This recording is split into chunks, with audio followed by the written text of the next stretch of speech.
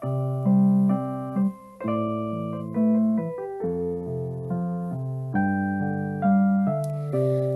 hello, hello. Welcome to Quarter Hours. On this quarter hour, I was planning to since last night. I wrote after I recorded the last quarter hour. I planned to speak about self-sufficiency. But oh my goodness, my keyboard just lost power. What happened? What happened? Hello. Oh, it's fine. It seems to be fine. Great. We may not have an outro song, but that's fine. So I wanted to speak about self-sufficiency, I thought. But then there's another topic that I've actually wanted to speak about and write about. I haven't even written about it. And I usually write about everything to make it real, to help me think through it and acknowledge it and learn from it. I usually have to write it down. But then I thought, well, this is the very thing that's on my mind and troubling me. The fact that this is an example of it. The fact that I'm putting off writing about it or even speaking about this topic because I'm waiting for the perfect time or because I think everything needs to be perfect. So, no, I'll speak about it now and I'll probably speak about it in the future. But the topic is regret. And I guess the power that regret has over me, or so there's only one specific thing that has been coming back to me for months and months and months and months and months and months and months and it's been coming back primarily in the form of a regretful memory or regret or oh God, why did I not seize that chance? Because I'm not sure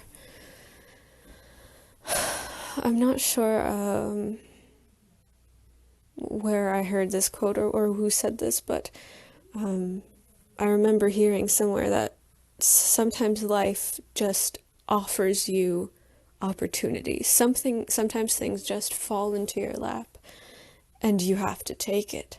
You have to take them. You have to grasp those things because they don't always come around, and I'm trying not to cry. And so this thing, there are reasons there are reasons for making certain decisions. And I have realized that for about the past 5 years, 6 maybe, 4, 5, the primary driver of my decision making was the fact that I felt myself committed to a personal project that I was and still am not finished with. And I built my life and my mental space around that. And even though I wasn't making any progress on it, I still said no to real world, tangible, exciting opportunities that presented themselves to me that I clearly now regret not seizing. But I do also have to inject some sort of reality into this as well, because I tend to heavily romanticize the past. I tend to heavily romanticize the way things were. And seemingly in this case, I am romanticizing the possibilities of what could have been had I decided differently in this case. But I also say that just because I need to make myself feel better somehow for not taking the chance. So the chance that presented itself was a job opportunity adjacent to an industry that I would that is my dream industry that I would love to work in, even though I'm doing nothing to work in it, nothing to build towards that goal. And I really haven't. This was this one out of the blue drop in my lap chance that presented itself. And I was excited about it. And I wanted it, and I was thrilled and happy. And then when it came down to the terms of it, I remembered this personal project that I was working on, and I thought, oh, well, if I take this opportunity, I won't have the time to work on this personal project, which is the thing that has been my lifeline for years and has given me some hope in my life, and I can't abandon it because this is all that, this is the only thing that I have to my name. This is the only thing that makes me feel proud and makes me feel like I'm doing something worthwhile, and I can't turn my back on that. No, I have to work on it. I'll get it done within these next few months that the job would take, so I can't. Of course, I haven't gotten it done in years. And so I said no. And then I proceeded to have the worst 2 years. In some ways the worst, in some ways okay, but perhaps the worst year, I'll say that. I proceeded to have the worst year of my life, so in recent memory. Just a vacant, empty, horribly stuck and perhaps depressed, perhaps just sad and not moving year of nothing. And it could have been a stepping stone towards what I actually want to be doing. It could have been the sort of turning decision. It could have been anything, right? We don't know what it could have been. That's the problem. And I don't often feel anger or I mean, I suppose I have felt desperation, but the desperation that I have felt occasionally over the past year, half year, sometimes out of the blue, just replaying that scenario, how close I was to something potentially wonderful. How close I was. How different things could be. Is something that obviously still makes everything in my body scream.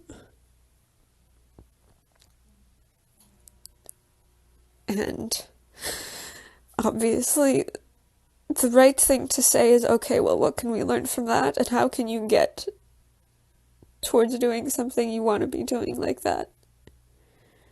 I know. But that was such a rare chance, and I'm afraid.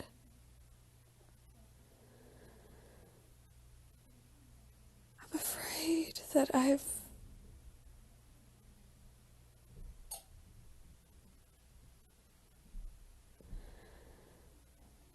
afraid that I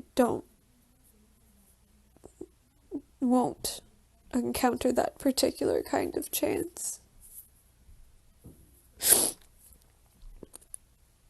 And I still feel like I could. I still feel this sort of desperate want to reach out and run away from this particular situation and run towards something closer to that. And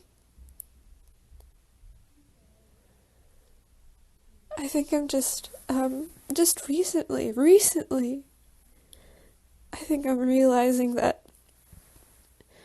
I lived in a weird sort of self-imposed blindness and smallness. And I realized that it was self-imposed in this particular case because it is something I loved and something I was holding on to, that personal project that was actually working against me. And isn't that awful? Because who is the villain there? Who is the villain? I was making a decision based off of my commitment to something that still means the world to me. But I haven't been able to follow through with it. I haven't been able to finish it even now. So when does commitment to something, true commitment and good commitment and passion and true honest passion for something, when do you have to say no to that? At what point is your heart actually standing in its own way? At what point does your love for something start hurting you because it starts blinding you to everything else around you, and it starts preventing you from being able to engage in life?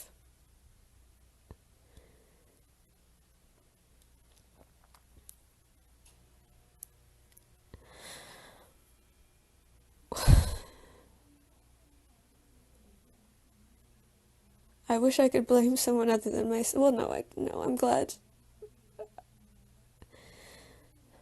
It's both a comfort and a huge, incredible frustration that the reason I said no to this opportunity was technically a good reason. I just wish the outcome had been positive.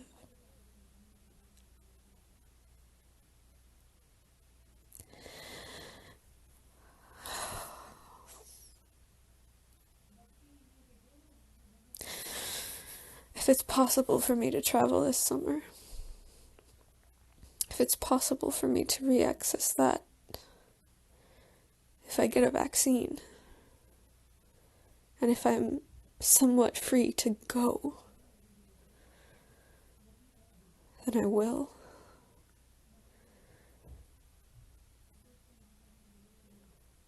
And I'll reach out to the people who offered me that opportunity. It's 3.5 years ago now. 3.5 years of doing what? What did I do in the meantime?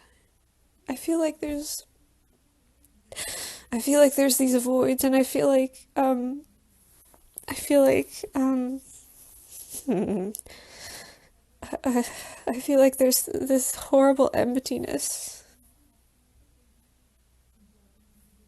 I feel like there's this horrible emptiness, like I'm realizing how not alive I was, and I can't really blame other people for all of it. I'm realizing how, or is it, see, this is the problem. I tend to romanticize the past, but I also tend to horribly dramatize it and catastrophize it, and oh,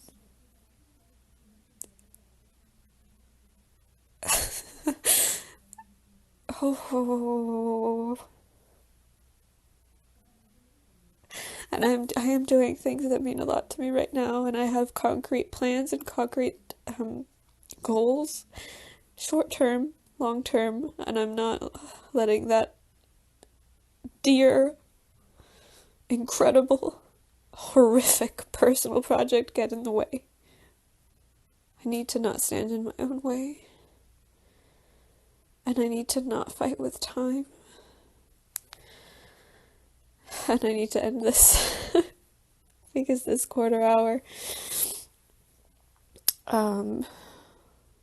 was good. This is what I have to be doing. This is what I need to be using this time for. And as I said, I do believe my keyboard died or lost power just at the beginning of this, so I don't think that my saved little intro and outro bit will be there. Let's see. No, it will not. So I will play us out with one, or no, I don't have to use one hand.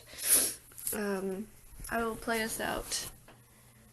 Have a wonderful night, and thank you for this. This was important.